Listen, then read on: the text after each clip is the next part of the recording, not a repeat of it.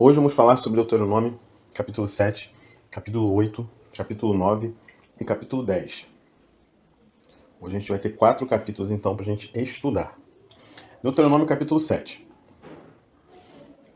Do versículo 1 até o versículo 11, vai ser apresentado admoestações contra a infidelidade. Vai apresentar então, entre o versículo 1 e até o versículo 5, que 7 nações maiores e mais numerosas do que Israel, elas seriam então expulsas da terra. Ele vai citar o nome dessas nações: os hititas, os girgazeus, amorreus, cananeus, ferezeus, heveus e jebuseus. Essas são as 7 nações que seriam expulsas da terra. A gente já viu isso anteriormente, que é por conta do pecado deles. Hoje vai ficar bem claro com a leitura que a gente vai fazer hoje, quanto a motivação deles saírem da terra é pelos seus pecados, e não por algo especial que o povo de Deus, o povo de Israel, teria. Mas, na verdade, é a pura graça e misericórdia de Deus sobre a vida deles. E a instrução que Deus vai dar, através da pessoa de Moisés, para que como eles iriam se comportar na entrada da Terra Prometida, como seria lá. E como eu disse, né, isso aqui é toda uma preparação para isso. Eu insisto em dizer isso porque é importante a gente entender perfeitamente que para entrar na Terra Prometida era necessário estar atento às leis de Deus. E Deus vai insistir hoje, novamente, nossa fala de hoje vai ser em cima disso, né? A gente já começou aqui esse primeiro capítulo falando sobre esse assunto. Então, justamente, Moisés vai relembrar que eles não devem fazer alianças. Eles devem destruir a idolatria daquele local. Isso a gente vai falar mais para frente, tem um versículo mais forte, um pouco mais para frente sobre isso. Mas aqui ele está começando esse discurso, né? Esse início, está começando a preparar, a falar isso, né? Nesse trecho aqui do capítulo 7. Depois, entre o versículo 6 e o versículo 11, o texto vai dizer que eles não foram escolhidos por causa do tamanho, não porque eles são uma nação poderosa, mas por causa do amor de Deus e pelo juramento que Deus fez aos seus pais. Quando a gente fala dos seus pais aqui, a gente já falou isso anteriormente, mas vou recordar. Quando você fala pai, nessa cultura aqui, não necessariamente é o conceito brasileiro de pai, aquele que é o ascendente direto, né? Mas o pai, ele pode ser também o pai dos seus netos, seus bisnetos, seus tataranetos. Ele é o pai daquela grande descendência ali. Então todos os que vêm depois, todos são filhos desse primeiro pai. Então quando ele fala promessa aos seus pais, basicamente ele começa falando sobre Abraão, Isaac e Jacó, e vai também, né, a própria fala de Deus às tribos, né, quando eles saem do Egito, toda aquela situação que a gente já viu anteriormente, no livro de Êxodo. Então, para entrar nessa terra, era necessário que eles entendessem que a entrada na terra prometida não estava baseada em algo especial que eles tivessem. Isso também a gente vai ver um pouco mais detalhado mais para frente, mas aqui o texto vai começar a falar isso, para a gente ver o quanto essa repetição das mesmas coisas parece ser cansativo, mas é porque parece que mesmo sendo exaustivo a repetição, parece que o povo não entendeu. E a gente, às vezes, passa por isso. Paulo vai dizer: eu não me canso de falar as mesmas coisas, porque é segurança para vós. É porque realmente a gente precisa, o tempo todo, estar ouvindo estas palavras de Deus, para que a gente entenda, para que a gente compreenda, para que de fato isso entre na nossa alma, no nosso coração, e a gente sirva a Deus de forma integral. Então, entre o versículo 12 e o versículo 26, a gente vai ver sobre as bênçãos decorrentes da obediência. Vamos ler versículo 12 e versículo 13. Diz assim: portanto, se vocês derem ouvidos a estes juízos, e os guardarem, e os cumprirem, o Senhor seu Deus guardará a aliança e a misericórdia prometida sob juramento aos seus pais. Ele os amará, os abençoará, e fará com que vocês se multipliquem. Também abençoará os filhos de vocês, o fruto da terra, o cereal, o vinho, o azeite, e as crias das vacas e das ovelhas, na terra que prometeu dar a vocês, conforme o juramento que fez aos seus pais. Como eu já disse, né? A gente tem que entender que o contexto social deles, né, o contexto econômico, é baseado na agricultura, pecuária. Então, os elementos de bênção que Deus vai trazer nos textos justamente são dentro daquela realidade deles ali. Né? Por isso, vou abençoar o seu gado, vou abençoar as suas coisas, porque é nesse contexto que eles vivem. E o texto vai dizer então que se eles ouvirem, e guardarem e cumprirem, essas três palavras são importantes: ouvir, guardar e cumprir, Deus iria guardar a aliança e a misericórdia. Deus amaria eles, abençoaria eles, faria eles fecundos, né, que eles se multiplicassem, e abençoaria todos os seus filhos e todos os seus bens. Essa é a bênção para aquele que está atento à voz do Senhor, nosso Deus. E também nesse trecho, a partir do versículo 17, vai dizer que para eles não ficarem pensando: estas nações são mais numerosas do que nós, como poderíamos expulsá-los de lá? E a forma que Moisés vai acalmar, vamos dizer assim, o coração deles, é justamente lembrando tudo que o Senhor já tinha feito, né? O que Deus fez no Egito. Porque eles também não tinham o poder de vencer a Faraó. E se a gente for observar a história que a gente já tem conversado, outras nações, talvez não tão grandes, né? Provavelmente não tão grandes quanto o próprio Egito, nem em poder, nem em número, mas outros povos aqui eles também conquistaram e Deus deu na mão deles. Então, quando a gente está diante de uma situação que nos parece ser tão difícil, ser tão impossível, ser tão improvável acontecer, e Deus está nos conduzindo por essa rota, por esse caminho. Deus está está navegando o nosso barquinho, nos levando, né, até essas situações. A gente precisa olhar para a situação da seguinte forma: sim, existem impossibilidades, porque geralmente o que Deus nos conduz a fazer não são coisas fáceis, nem sempre são coisas possíveis. Mas a gente precisa olhar para trás e ver quantas outras coisas Deus já tem feito por nós. Quantas situações de livramento. A própria morte de Cristo e a sua ressurreição nos mostra que Deus ele é capaz de todas as coisas por nós, né, pelo seu amor. Mas, como a gente tem visto o tempo todo, Deus ele demonstra o seu amor, mas nós precisamos também retribuí-lo. Dando prosseguimento, versículo 21 até o versículo 26. Olha o que o texto vai dizer dentro dessa história, né, deles terem medo, né, dentro desse discurso, pelo fato deles estarem possivelmente, quando entrar, eles ficarem com medo. Não fiquem apavorados diante deles, porque o Senhor, seu Deus, está no meio de vocês. Isso, vou dar uma pausa aqui para falar isso, né? A gente tem falou muito em Levítico, falou muito nos capítulos anteriores, o quanto a gente precisa ter essa convicção que Deus está no nosso meio. Deus de fato está no nosso meio. E se Deus está no nosso meio, nós não precisamos temer o mal. Se Deus está no nosso meio, e se nós cumprimos os seus mandamentos, se nós seguimos a sua palavra, não existe motivo algum para que a gente tenha medo de qualquer coisa dessa terra, porque estaremos 100% amparados por Deus.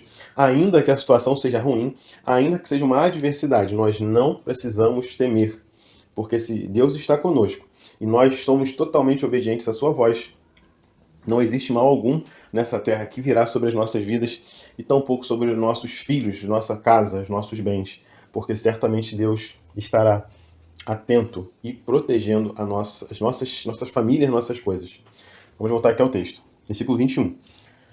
Não fiquem apavorados diante deles, porque o Senhor, seu Deus, está no meio de vocês, Deus grande e temível.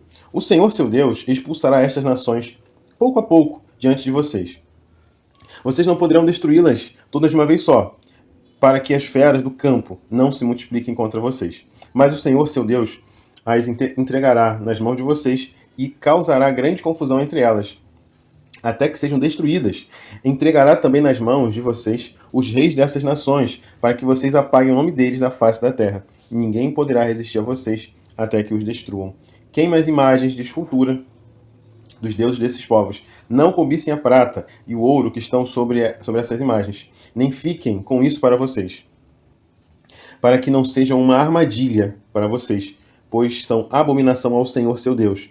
Não levem nenhuma coisa abominável para casa, para que vocês não sejam amaldiçoados juntamente com ela. Pelo contrário, devem de todo detestar e abominar esta coisa, pois é amaldiçoada. Aqui a gente vê, né, duas coisas que eu vou comentar nesse texto. Primeiro, que a gente já tem falado, né, a gente não precisa temer, porque Deus fará todo o trabalho. O texto vai dizer que o próprio Deus vai causar medo neles, eles vão causar pavor. Então a gente não precisa se preocupar com essas coisas. Nossa única preocupação, como eu disse, é ter a convicção de que Deus está no nosso meio e obedecer aos seus mandamentos. Só isso. Isso que nos cabe. E descansar em Deus, né? Isso também é um mandamento. Então, a gente precisa entender isso e descansar o coração. E aqui no final, ele vai falar sobre a idolatria. E vai dizer que tudo o que foi gerado nesse povo, neste local, é de uma idolatria tão profunda que Deus não quer que eles fiquem com absolutamente nada desses lugares lá. Não é para eles levarem para casa, não é para eles guardarem nada daquele local. Por quê? E aqui eu não quero entrar em méritos, né, de objetos amaldiçoados. Mas aqui nesse caso, o texto nos mostra que o grande problema é um povo que está condenado por Deus. Deus vai condenar essas nações e Israel vai ser esse instrumento de juízo. A gente vai ver nessa leitura desses 4 capítulos, vai deixando muito claro essa informação que eu estou falando. Então, Israel sendo esse instrumento de juízo, não faz sentido nenhum, né, não tem lógica eles guardarem qualquer coisa desse povo. Ao ponto, né, mais pra frente ele vai falar que é para destruir de uma forma tão profunda os deuses que eles parecem ser esquecidos. Aqui fala, né, dos reis serem esquecidos, mas até os deuses precisam ser também esquecidos, né? A gente vai ver mais pra frente. É aquele que incitar o povo à idolatria, né, a pena de morte, é de tão terrível que era. Então, quando Deus fala para não levar nada nem para casa, é justamente para que a ira de Deus, que está recaindo sobre estas 7 nações, não recaia sobre Israel pela idolatria, né? Por tentar, de alguma forma, se igualar a eles, né, nas suas idolatrias, começar a achar que é normal ter imagem e escultura, sendo que o primeiro grande mandamento que Deus deu foi justamente esse, né? A gente não pode ter um Deus, a gente não pode ter imagem. Então Deus não quer nenhuma referência a qualquer tipo de divindade, né, que qualquer nação venha citar, qualquer nação venha falar.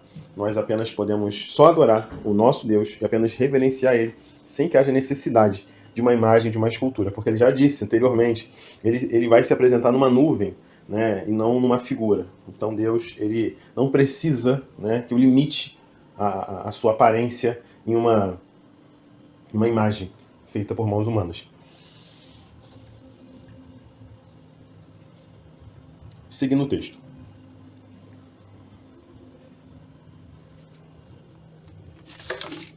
Então, nos últimos versículos, a gente vai ver essa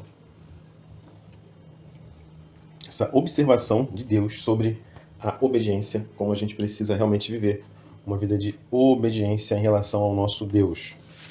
Deuteronômio capítulo 8.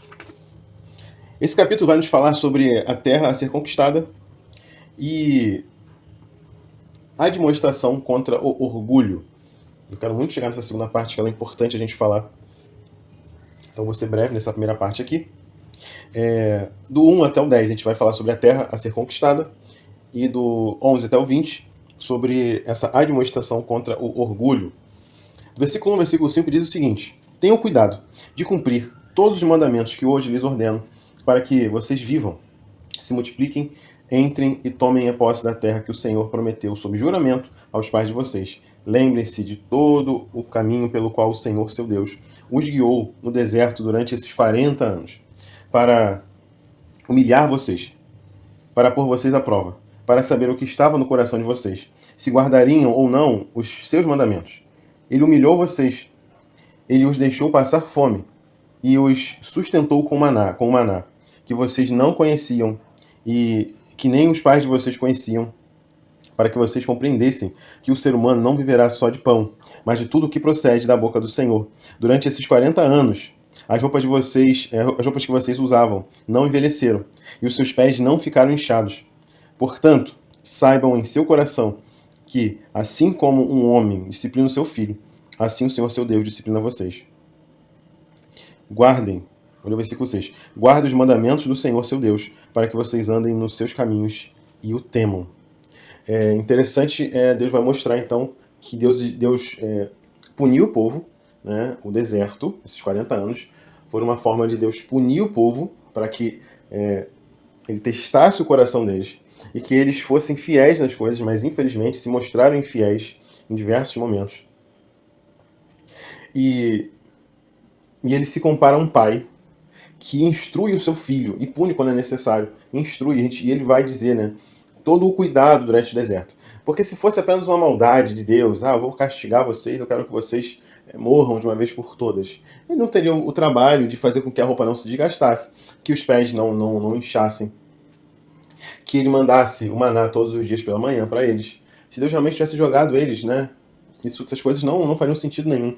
Mas justamente é um Deus que permite o deserto para que a gente consiga alcançar, né, uma posição diferenciada, para que a gente consiga entender quem é o nosso Deus, para que o nosso coração seja provado. E que dessa forma a gente seja aprovado, né? Mas infelizmente a gente nem sempre consegue essa aprovação, porque a gente vai pelo caminho da desobediência. E por isso Deus está insistindo tanto e tanto e tanto nos textos, né? Conforme eu estou lendo alguns versículos, mas na leitura de vocês muito mais ainda, o quanto Deus vai insistir para que eles obedeçam tudo conforme o Senhor ordenou. Porque isso é muito importante, muito importante. Se Deus está insistindo por diversas vezes que eles precisam ser obedientes, que eles precisam se livrar de toda a idolatria, de toda a maldade, é porque isso é de fato importante. Nós hoje precisamos entender isso, né? Todo o mal, todo o pecado que existe em nós, né, no nosso contexto, precisa ser tirado de nossas vidas. Nós precisamos, para ontem, nos livrar dos nossos pecados, confessá-los a Cristo, se arrepender deles e realmente abandonar todas as práticas pecaminosas, porque dessa forma nós vamos poder andar de uma forma santa diante de Deus. Eu sei a dificuldade, né? O povo teve sua dificuldade, nós temos a nossa dificuldade disso, mas isso não justifica eu simplesmente viver de qualquer forma. Ainda que nós venhamos a cair, nós vimos sobre isso, quanto Deus está disposto a perdoar um coração que realmente está arrependido. E esse é o nosso Deus. Dando prosseguimento ao texto, o final do 6 até o final, até o 10, vai dizer que eles precisam ser fiéis ao Senhor para que eles possam entrar numa terra boa e para dar aqui as características da terra. Né? A terra prometida era uma terra realmente extraordinária. Agora vamos para a segunda parte, né, do versículo 11 até o versículo 20. Vai falar sobre a admoestação contra o orgulho. Orgulho. Vamos ler alguns versículos para a gente entender que orgulho é esse aqui. Versículo 12 até o versículo 14. Diz assim: não aconteça que depois de terem comido e estarem fartos, depois de haverem edificado boas casas e morado nelas, depois de se multiplicarem o seu gado e os seus rebanhos, e aumentar a sua prata e o seu ouro, e ser abundante tudo o que vocês têm, se eleve o seu coração e vocês esqueçam do Senhor seu Deus, que os tirou da terra do Egito, na casa da servidão. Então que eles não venham no momento da bonança, né, que virá na terra prometida, eles se esquecerem dos benefícios de Deus. A história que eu gosto de contar sempre é essa, né? A história da pizzaria. Quando a gente está dentro da pizzaria, a gente está feliz, sorridente, né? Não existe problema, a gente está ali tranquilo. Mas quando a gente está passando por fora da pizzaria, vendo as pessoas comendo, você não pode estar ali, você fica triste. O problema não é nem um lado, nem o outro. O problema é eu estar na pizzaria e eu me esquecer, por algum momento, que eu já estive passando por fora daquela pizzaria e esquecer de Deus, em não glorificar Deus, né? Eu passar todos os dias numa pizzaria, não poder comer nela, e o dia que finalmente eu consigo adentrar e realmente ali, né, me alimentar com aquele lanche, eu me alegre no Senhor. É justamente isso que Deus ele quer falar para eles. Vocês vão entrar na terra, e que o dia que vocês entrarem não seja o dia que vocês vão se esquecer de Deus, né? Por isso o problema do orgulho. E essa ideia ela vai ser destrinchada mais devagarzinho. Trazendo um pouco para a gente, de forma de repente um pouco mais prática, para bênçãos materiais. Deus às vezes nos concede, sim, bênçãos materiais, né? Óbvio. E quando a gente consegue essas bênçãos, que às vezes a gente está esperando até muito tempo, né? Aguardando, né? Trabalhou bastante, né? E a minha força de trabalho, que me permite adquirir os bens, né? Que assim eu desejo, que assim eu espero, isso também é bênção do Senhor. O fato de eu acordar todos os dias e ter a força de sair para trabalhar, isso é Deus também na nossa vida. E Deus também pode, né? De uma forma miraculosa, né, milagrosa, ele trazer uma bênção para as nossas vidas, mas geralmente ele vai trazer através do nosso próprio esforço. Isso também é a mão de Deus sobre as nossas vidas. Porque aqui o texto, a gente vem, Moisés vem falando justamente que Deus abençoaria o gado, abençoaria os seus bens. Então, os nossos bens também são abençoados. Então, quando a gente adquire as bênçãos do Senhor, quando a gente realmente chega num status social, de repente, melhor, né, do que a gente tinha antes, porque a gente trabalhou, Deus abençoou, a gente não pode chegar nesse momento da nossa vida e esquecer de Deus. Simplesmente desconsiderar toda a trajetória que Deus nos fez caminhar, né, para que a gente chegasse aonde a gente chegou. Então, cuidado com o sucesso. O sucesso ele tem uma face muito complicada, porque a gente pode chegar num ponto de achar que nós conseguimos apenas pela força do nosso braço, e não pela misericórdia e ação de Deus sobre as nossas vidas. Então, é um alerta aqui que nós precisamos pensar.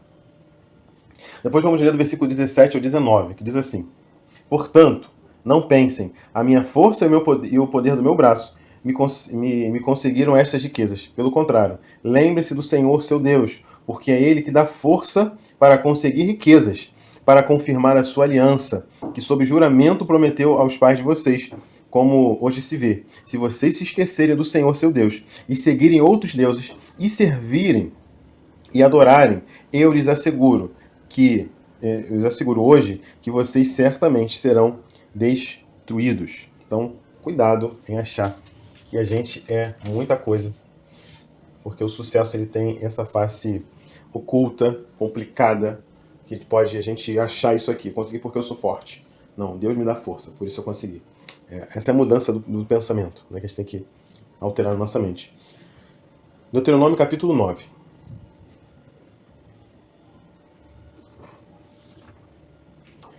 Aqui a gente vai ver Moisés lembrando os israelitas sobre o socorro divino. Vamos ler do versículo 1 ao versículo 5. Escute, Israel. A gente já viu a palavra escute anteriormente, né? E ela é importante a gente lembrar. Escute esse chamado de preste atenção e tenta não, né? E faça conforme o Senhor mandou. Então vai dizer: escute, Israel. Hoje vocês vão passar o Jordão para tomar posse de nações maiores e mais fortes que vocês, cidades grandes e com muralhas que chegam até os céus. Um povo grande e alto, filho dos Anaquins, que vocês conhecem, de quem vocês já ouviram dizer. Quem poderá resistir os filhos de Anak? Saibam, pois, hoje que o Senhor, seu Deus, é o que vai adiante de vocês. Ele é o fogo que consome. Ele os destruirá e subjugará diante de vocês. Assim, vocês os expulsarão e depressa os farão desaparecer, como o Senhor prometeu a vocês. A gente viu justamente anteriormente sobre a obediência, e eles começaram também, né, a possibilidade de temer os inimigos. E aqui justamente essa reafirmação para dizer que de fato Deus está com eles. Né? Esse texto deixa claro isso, né, para eles não temerem os gigantes, né, que eles tinham um grande pavor. E a partir do versículo 6 até o versículo 24, a gente vai ver sobre as infidelidades de Israel. Lembra lá atrás, no capítulo 8 ainda, que não era para que eles se orgulhassem demais, né? Não era para que eles achassem que eles são grandes coisas. E aqui vai ser justamente lembrado que os gigantes são terríveis, os homens da terra são terríveis, Deus iria dar a eles, mas não era para eles se orgulharem. Né? E por quê? Agora a explicação aqui. E esse trecho do 6 até o 24 vai apresentando várias ocasiões em que Israel ele vai cometer pecados, né? A gente viu até aqui por diversos momentos. Deus com misericórdia, com graça, o povo continuava reclamando, mas Deus continuava com a sua graça sobre a vida deles. Mas então que o povo ele vai provocar a ira de Deus no deserto. Em Horebe, eles quase foram destruídos. Vai lembrar que quando Deus estava dando a lei para Moisés, o povo estava lá embaixo, né, fazendo um ídolo, um bezerro de ouro. Mostra o desejo de Deus destruir o povo por conta disso. E que Moisés ele vai descer um monte, né, justamente para tentar resolver, para interceder. Ou seja, é um povo que erra o tempo todo. Aí como é que eles acham que se eles conquistarem a terra é porque eles são bons? É impossível isso. Eu vou falar mais sobre isso, mas deixa eu só terminar o resumo aqui desse capítulo. Ele vai lembrar sobre uma ocasião que aconteceu em Taberá, em Massá, Cades Barneia, em outros lugares. E vai lembrar de todas as vezes, né, de várias vezes, que o povo provocou a ira de Deus. E aqui eu preciso abrir um parêntese para as nossas vidas, para que a gente entenda justamente que Deus, ele nos concede bênçãos, Deus, ele abre portas, sim, Deus faz milagres, sim, Deus faz uma série de coisas ao nosso favor, sim, mas não é pelo nosso merecimento. E muito mais, né, se a gente for falar sobre a vida eterna, eu estou por enquanto falando apenas de um contexto aqui humano, mas se nós falarmos sobre uma vida eterna ao lado de Deus, a gente precisa entender que nós entraremos nos céus não pela nossa força, não porque existe algo especial em nós, mas pelos nossos pecados. Aí eu preciso fazer um parênteses interessante aqui, né? Dentro desse parênteses eu vou fazer outro. Por um lado, a gente precisa olhar para trás e ver tudo que Deus fez, todo o agir de Deus sobre as nossas vidas no passado, todos os atos de misericórdia de Deus. O maior ato, que foi a própria morte de Cristo na cruz, porque ali ele demonstrou de uma forma definitiva o seu amor e a sua graça, ali ele demonstra isso. E assim a gente vai ver o caráter de Deus e reconhecer quem ele é, que ele é bom, que ele é maravilhoso. Mas, por outro lado, a gente precisa também olhar para o nosso próprio passado e perceber o quanto nós somos pecadores. E quanto, se não fosse a graça e a misericórdia de Deus sobre as nossas vidas, nós não estaremos em situações piores. Ou até que nós viemos alcançar as bênçãos de Deus, não pelo nosso merecimento, porque por uma vida de santidade é difícil, às vezes, a gente alcançar isso. Porque justamente nós pecamos o tempo todo, e nosso passado é coberto de nossos pecados. Ainda que hoje nós temos nos rendidos a Deus e temos buscado estar na sua presença, buscar uma vida de santidade. Antes de conhecê-lo, quantos pecados não cometemos? E pior, quantos pecados nós não cometemos depois de conhecer o nosso Deus? E quantos pecados nós não cometemos no dia de hoje, no dia que nós ouvimos essa mensagem? E mesmo assim não fomos destruídos. E mesmo assim a graça e a misericórdia continua sobre as nossas vidas. Por isso, não dá para eu me vangloriar demais. Não dá para eu crescer demais, achar que eu sou grande coisa. Porque, naturalmente, todos nós somos infiéis em relação ao Senhor. Mas Ele permanece fiel. Vamos dar prosseguimento? Que hoje a gente vai ter uma conversa bem longa. Apesar de só faltar um capítulo, a gente precisa realmente trabalhar esses assuntos com calma. Porque a gente precisa entender. Eu não quero aqui fazer um áudio corrido de assuntos tão profundos, simplesmente para bater uma meta de fazer todos os comentários.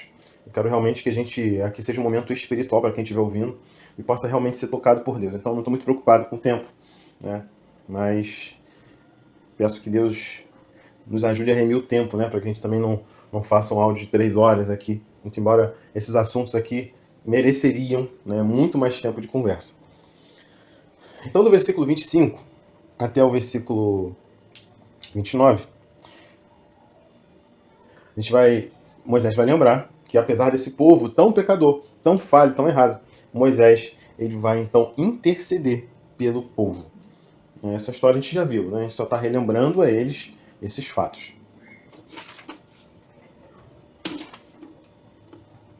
Deuteronômio capítulo 10. Ele vai continuar a história, né? Que Moisés sobe no monte, isso ele vai falar no capítulo 9. O povo vai estar em um momento ali de adoração a outros deuses, quando a gente faz um bezerro ali, para tentar de alguma forma simbolizar Deus, enfim. Isso Deus não gosta disso. Moisés intercede e agora é a instrução de Deus para que ele faça não uma segunda lei, né, mas um segundo joguinho de pedras para que Deus pudesse repetir. Porque quando Moisés ele desce do monte e vê aquele momento ali, é porque, imagina, né, você fica 40 dias diante do Senhor, naquele momento ali e tal, né, trazendo lei para o povo, trazendo tudo aquilo, e é o exato dia que o povo vai criar um ídolo. Né, é realmente algo incoerente demais. Então, nesse momento aqui no capítulo 10, nesse início, é justamente Moisés, ele recebendo a instrução de Deus para ele refazer essas pedras. Vamos ler do versículo 10 até o versículo 11. Diz assim: Permanecei no monte, como da primeira vez, 40 dias e 40 noites. Mais uma vez o Senhor me ouviu e não quis destruir vocês. Porém, o Senhor me disse: Levanta-se e ponha-se o caminho diante do povo, para que entrem e tomem posse da terra, que sob juramento prometi dar aos pais de vocês. Então, Moisés está intercedendo pelo povo. Eu já creio que eu já falei isso aqui, mas vou repetir. Quem hoje intercede por nós é o próprio Senhor Jesus, né, que sabe as nossas dores, vivenciou as nossas dores. E hoje nós não somos consumidos porque temos um Cristo que intercede juntamente ao Pai. E isso nos garante essa misericórdia. Mas como eu sempre digo aqui, não adianta achar que a misericórdia é eterna, porque Deus tem o seu limite, né? Ele vê até onde a gente realmente quer estar na presença dele. Uma coisa é nós falarmos de nossas dificuldades de estar diante de Deus, né? Até mesmo pelas nossas inclinações ao pecado, às vezes temos essa dificuldade. Isso é uma coisa totalmente diferenciada. Estamos num processo de libertação. Outra é o total desprezo, total desconsideração em tentar servir ao Senhor. Isso é uma coisa que não tem uma coisa a ver com a outra. Então, esse capítulo vai encerrar do versículo 12 ao 22, falando uma exortação acerca da obediência. Eu vou ler aqui então 2 trechos que vão dar a ideia central aqui. Primeiro eu vou ler do versículo 12 e versículo 13. Diz assim: E agora, Israel, o que é que o Senhor requer de vocês? Não é que vocês temam o Senhor, seu Deus, andem em todos os seus caminhos, amem e sirvam o Senhor, seu Deus, de todo o coração, de toda a alma, para que guardem os mandamentos do Senhor e os seus estatutos, que hoje lhes ordeno, para o bem de vocês? Duas perguntas importantes. Resumindo tudo que a gente falou hoje, essas duas perguntas aqui elas vão ser a chave. Será que mediante tudo isso que a gente conversou hoje, e aplicando na nossa vida isso, será que a gente entendendo que nós somos pecadores, e se nós olharmos para o nosso passado, nós vamos ver quantos pecados e falhas cometemos ao longo dessa jornada, e que em todas Deus tem nos guardado, para que nós tivéssemos hoje um tempo, uma oportunidade de nos arrependermos de fato diante dele. Será que a gente olhar para tudo isso, e depois a gente olhar para a cruz do Calvário, e entender que o maior símbolo, né, a maior prova de amor que Deus tem sobre as nossas vidas é justamente ele enviar o seu Filho amado até uma cruz para que morresse em nosso lugar? Será que a gente olhando para esse contexto, do nosso estado pecaminoso, e da graça e misericórdia e amor do Senhor, será que isso não seria o suficiente para que hoje nós viéssemos a, de fato, viver o Evangelho de Cristo Jesus? Será que não é suficiente a gente observar essas coisas para que hoje a gente venha buscar o Senhor de todo o coração, que a gente venha amar a Deus de todo o nosso coração, que a gente venha viver de fato todos os mandamentos que Deus nos tem ensinado? Versículo 20 ao versículo 22. Temam o Senhor, seu Deus, e sirvam a Ele. Sejam fiéis a Ele e jurem somente pelo seu nome. Ele é o seu louvor e o Deus de vocês, quem em favor de vocês fez estas grandes e temíveis coisas que vocês viram com seus próprios olhos. Quando os pais de vocês desceram do Egito, eram apenas 70 pessoas. Agora o Senhor, seu Deus, fez de vocês uma multidão tão numerosa como as estrelas do céu. E assim Deus está mostrando que ele cumpriu aquilo que ele falou para Abraão, muito embora a gente saiba que não parou aí, né? A descendência de Abraão, tem muita gente ainda, né? E todos os que creram depois disso também se tornam então filhos de Abraão. Então, o resumo de hoje é isso. Não vamos estender muito, porque já foi mais do que falado, né? Os textos já falam por si, são suficientes para que hoje a gente tenha uma decisão de realmente buscar o Senhor como tem que ser, como de fato é digno que nós venhamos a fazer diante do Senhor. Que Deus te abençoe, que Deus guarde, que Deus traga paz sobre a sua vida, que Deus hoje te fortaleça para que você venha decidir a permanecer obediente e fiel ao Senhor, tirando toda a idolatria e todo o pecado de forma geral da sua vida, e que hoje nós possamos viver uma vida de santidade diante do nosso Deus. Que Deus te abençoe em nome de Jesus.